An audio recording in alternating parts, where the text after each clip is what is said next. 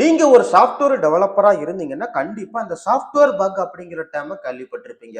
ஒரு டெவலப்பர் ஒரு சாஃப்ட்வேர் அப்ளிகேஷனை டெவலப் பண்ணும்போது சில ஃபீச்சர்ஸ் அப்படிங்கிறத ஆட் பண்ணுவார். அப்படி அந்த ஃபீச்சரை ஆட் பண்ணும்போது அவருக்கு தெரியாமலே அவர் எக்ஸ்பெக்ட் பண்ணாமலே வரக்கூடிய ப்ராப்ளம்ஸ் அண்ட் இஷ்யூஸை தான் சாஃப்ட்வேர் பக் அப்படின்னு சொல்றோம். மோஸ்ட் ஆஃப் த டைம் இந்த பக் அந்த டெவலப்பர் ஈஸியா ஐடென்டிஃபை பண்ணி ஃபிக்ஸ் பண்ணிடுவாரு. பட் சில டைம் அந்த பக் எங்க வந்திருக்கு, எதனால வந்துச்சு, எப்படி சொல்யூஷன் கொடுக்கறது அப்படிங்கறத அவரு கண்டுபிடிக்கிறதுக்கு ரொம்ப சிரமப்படுவார். அந்த மாதிரி சமயங்கள்ல இந்த ஸ்டெப்ஸை ஃபாலோ பண்ணீங்கன்னா ஈஸியா அந்த சாஃப்ட்வேர் பக்கை ஃபிக்ஸும் பண்ண முடியும், அதை ஈஸியா ஹேண்டில் பண்ண முடியும். இப்போ அந்த ஸ்டெப்ஸை பார்க்கலாம். முதலாவது, understand the existing system and architecture. ஒரு சாஃப்ட்வேர் அப்ளிகேஷன்ல நீங்க ஒர்க் பண்ண போறீங்கன்னா ஃபர்ஸ்ட் அந்த அப்ளிகேஷனை என்ன ஃப்ரேம் ஒர்க்ல டெவலப் பண்ணியிருக்கிறாங்க, என்ன ப்ரோக்ராமிங் லாங்குவேஜை பயன்படுத்தி இருக்கிறாங்க, எப்படி டேட்டா பேஸை கனெக்ட் பண்ணியிருக்கிறாங்க, எப்படி ஷேர் பாத் எல்லாத்தையும் யூஸ் பண்ணியிருக்கிறாங்க அப்படிங்கிற கிளியர் அண்டர்ஸ்டாண்டிங் இருக்கணும். அதோடைய ஆர்கிடெக்சர் அப்படிங்கிறது உங்களுக்கு நல்ல தரவா புரிஞ்சிருக்கணும். சரிங்களா?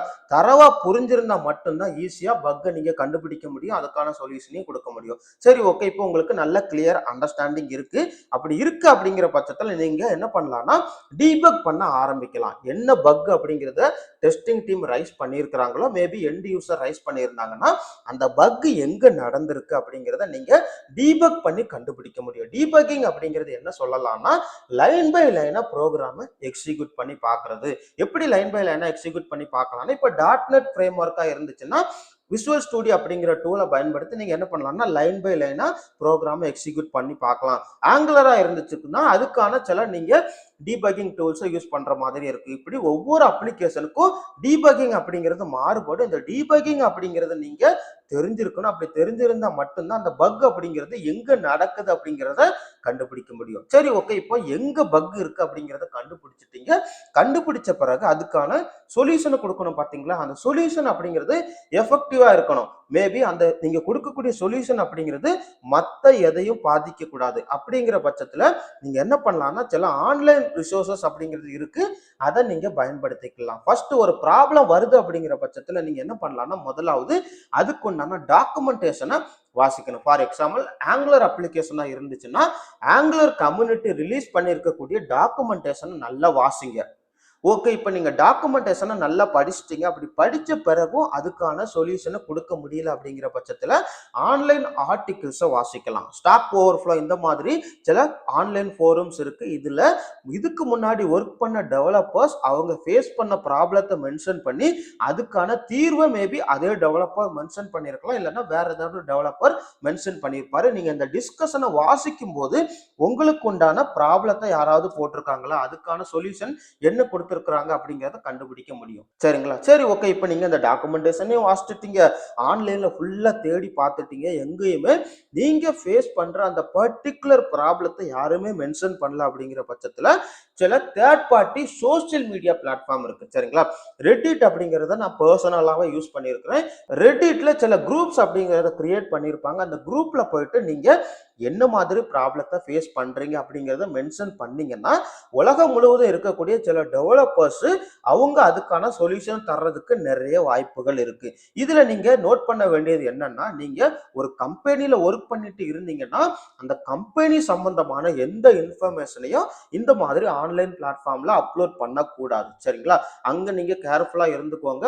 உங்களுடைய கம்பெனி சம்பந்தமான கோட்ஸையோ ஃபைல்ஸையோ எதையுமே நீங்க இந்த ஆன்லைன் பிளாட்ஃபார்ம்ல அப்லோட் பண்ணக்கூடாது. ஜெனரிக்கான டவுட்டை நீங்க இங்க கிளாரிஃபை பண்ணிக்கலாம். ஓகே, இந்த 3 மெத்தடையும் ட்ரை பண்ணிட்டீங்க. ட்ரை பண்ணியுமே சொல்யூஷன் கொடுக்க முடியல அப்படிங்கிற பட்சத்துல ஏஐ டூல்ஸை யூஸ் பண்ணிக்கலாம். சரிங்களா? நான் எதுக்காக இந்த ஏஐ டூல்ஸை கடைசியா வச்சிருக்கேன் அப்படின்னு பாத்தீங்கன்னா, நீங்க ஒரு ஃப்ரெஷரா இருந்தீங்கன்னா உங்களுக்கு டெவலப்மெண்ட் சம்பந்தமான நல்ல நாலேஜ் கிடைக்கணும்னு நினைச்சீங்கன்னா முதல்ல இந்த 3 மெத்தடையும் ஃபாலோ பண்ணிட்டு கடைசியா ஏஐ டூல்ஸுக்கு போங்க. நிறைய பேர் இப்போ முதல்ல ஏஐ டூல்ஸுக்கு போயிடுறாங்க.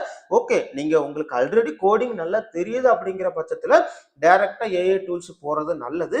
இப்பதான் நீங்க ஸ்டார்டிங் ஸ்டேஜ்ல இருக்கீங்கன்னா 3 மெத்தடையும் ட்ரை ட்ரை பண்ணிட்டு அதுக்கப்புறம் ஏஐ டூல்ஸுக்கு போறது நல்லது. சரிங்களா?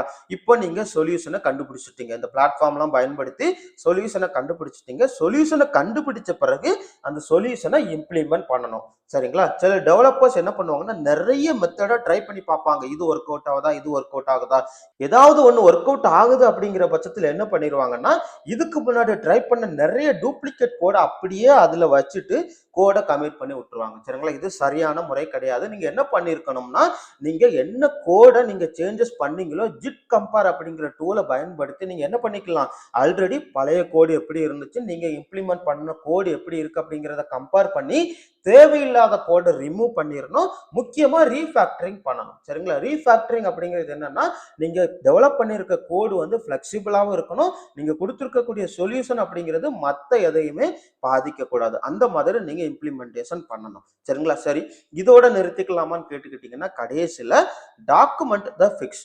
ஒரு பக்குக்கு நீங்க சொல்யூஷன் கண்டுபிடிச்சிட்டீங்க. அப்படி கண்டுபிடிச்ச பிறகு அதை இம்ப்ளிமெண்டேஷன் பண்ணிட்டீங்கன்னா, நீங்க பெட்டர் டாக்குமெண்ட் இட். டாக்குமெண்ட் பண்ணீங்கன்னா, மேபி 1 இயர் கழிச்சு அதே ப்ராப்ளம் வந்துச்சுன்னா, நீங்க அந்த டாக்குமெண்டேஷன பார்த்து ஈஸியா ஃபிக்ஸ் பண்ண முடியும். சில பேர் என்ன பண்ணுவாங்கன்னா, அந்த டாக்குமெண்டேஷன்ல அந்த அளவுக்கு கான்சன்ட்ரேஷன் பண்ண மாட்டாங்க. அப்படி பண்ணாம இருந்தீங்கன்னா, 1 இயர்க்கு அப்புறம் அதே ப்ராப்ளம் வந்துச்சுன்னு நெனச்சுக்கோங்க.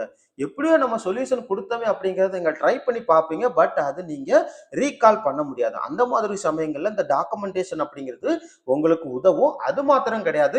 டே பை டே நீங்க வொர்க் பண்ற பிரசன்டேஷன்லயும் சரி, நீங்க வொர்க் பண்ணி முடிச்ச பிறகு அதை எக்ஸ்டர்னல் டீமுக்கு சப்மிட் பண்ணும்போதும் சரி, இந்த டாக்குமெண்டேஷன் இருந்துச்சுன்னா அது உங்களுக்கு இன்னொரு பிளஸ் பாயிண்ட். இப்போ உங்களுக்கு ஒரு சாஃப்ட்வேர் பக் அப்படிங்கிறது ஒரு அப்ளிகேஷன்ல வந்துச்சுன்னா, அதை எப்படி எஃபெக்டிவா ஹேண்டில் பண்றது அப்படிங்கிற ஒரு ஐடியா கிடைச்சிருக்கும்னு நினைக்கிறேன். ஏதாவது டவுட் இருந்துச்சுன்னா கேளுங்க. நன்றி.